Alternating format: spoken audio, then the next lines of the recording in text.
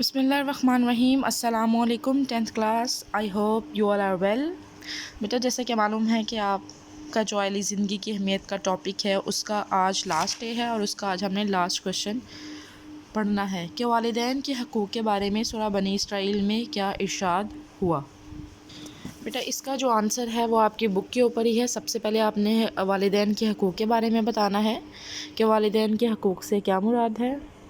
والدین کے حقوق سے مراد ہے کہ والدین کے ہر حکم کو بجا لانا، ان کی خدمت کرنا، ان کا ادب کرنا، اور جب وہ اس دنیا سے رخصت ہو جائیں ان کے لیے دعائے مغفرت کرنا، ان کو برا بھلا نہ کہنا۔ ٹھیک ہے، یہ ہے والدین کے حقوق۔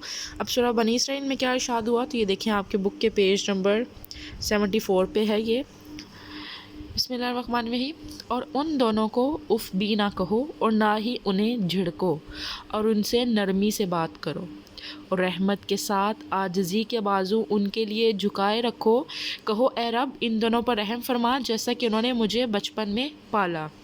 تو بیٹا یہاں سے آپ کو شو ہوگا کہ قرآن پاک کے اندر کہا ہے کہ والدین کو اف بھی نہ کہو نہ ہی انہیں جھڑکو۔ آج کل کے بچے کیا کرتے ہیں، والدین کو مطلب وہ نارمل بات بھی کر رہے ہیں تو ایسے لگ رہا ہے جیسے جھڑک رہے ہیں۔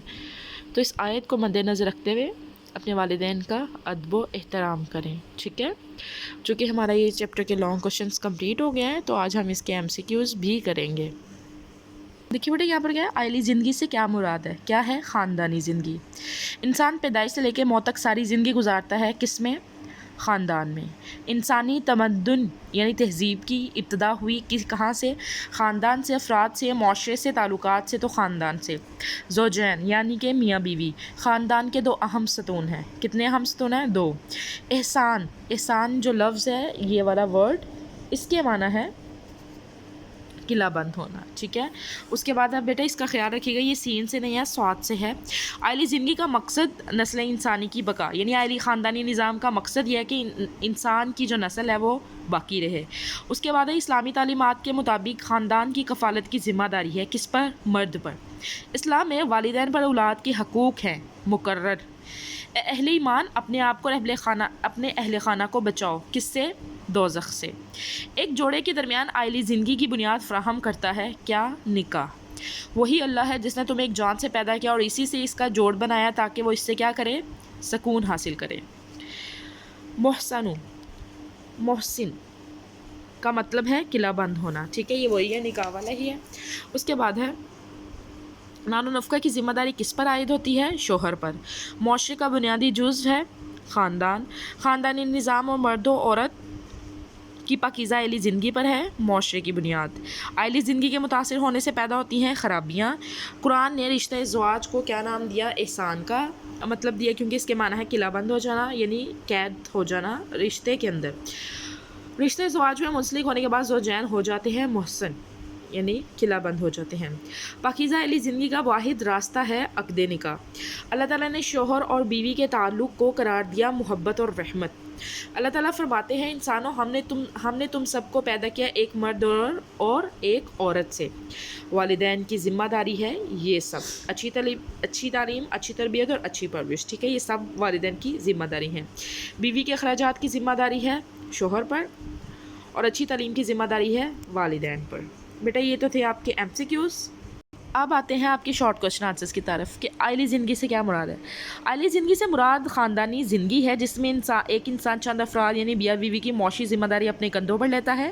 عائلہ عربی میں خاندان کو کہتے ہیں۔ عائلی زندگی سے مراد خاندانی زندگی ہے، انگریزی میں اسے فیملی لائف کہا جاتا ہے، اردو میں اس کو خاندان یا کنبہ یا گھرانہ کہتے ہیں۔ اب آیت کا ترجمہ لکھنا ہے، وہی آیت ہے سورہ بنی اسرائیل کی آیت ہے کہ ان دونوں کو اف تک بھی نہ کہو اور نہ ہی انہیں جھڑکو اور ان سے نرمی سے بات کرو، رحمت کے ساتھ اپنی عاجزی کے ساتھ اپنے بازو جھکائے رکھو، ان دونوں پر ایسے رحم فرما جیسا کہ انہوں نے آپ کے بچپن پہ رحم فرمایا تھا۔ ٹھیک ہے، اس کے بعد حقوق زوجین کے متعلق کسی آیت کا ترجمہ لکھیں تو، اور اسی طرح عورتوں کے حقوق ہیں جس طرح ان کے فرائض ہیں رواج کے مطابق۔ اللہ تعالیٰ نے شوہر اور بیوی کے تعلق کو محبت اور رحمت کا تعلق قرار دیا ہے، قرآن آیت سے واضح کرے۔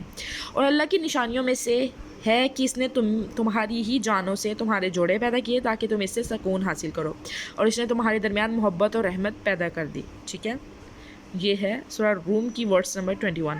خاندان اور معاشرے کا بنیادی تعلق ہے۔ انسانی تمدن کی ابتدا بھی خاندانی نظام سے، اس کی بقا کے لیے بھی اس کا قیام ضروری ہے۔ خاندان معاشرے کا بنیادی جز ہے۔ خاندان ہوگا، جیسا خاندان ہوگا تو ویسا ہی معاشرہ ہوگا۔ اس کے بعد ہے معاشرے کے دو اہم ستون کون سے ہیں؟ تو بیٹا قرآن پاک کی روح سے ہے کہ مرد و عورت یعنی میاں بیوی۔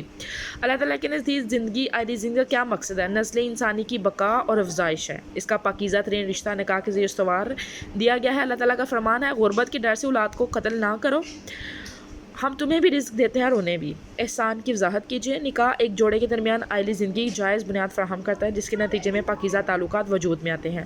قرآن نے رشتہ ازواج کو احسان کا نام دیا، جس کا مطلب ہے قلعہ بند ہو کر محفوظ ہو جانا۔ شادی کے بعد زوجین غیر اخلاقی حرکتوں سے محفوظ ہو جاتے ہیں۔ اس کے بعد کوشچن نمبر 10 ہے، قرآن کریم نے نیک بیوی کی کیا صفات بیان کی کہ نیک عورتیں فرما بردار اور شوہر کی عدم موجودگی میں اس کے گھر کی محافظ ہوتی ہیں؟ بیٹا اسی ویڈیو سے آپ نے آج کے لیکچر کی MCQs، شارٹ کوشچن آنسرس، سب چیزیں آپ نے تیار کر لینی ہیں، ٹھیک ہے؟ اس کی آبجیکٹیو اسی لیکچر میں ہے، اس کو تیار کریے گا، لکھ لیجئے گا، اس کے بعد یاد کر لیجئے گا۔ ٹیک کیئر، اللہ حافظ۔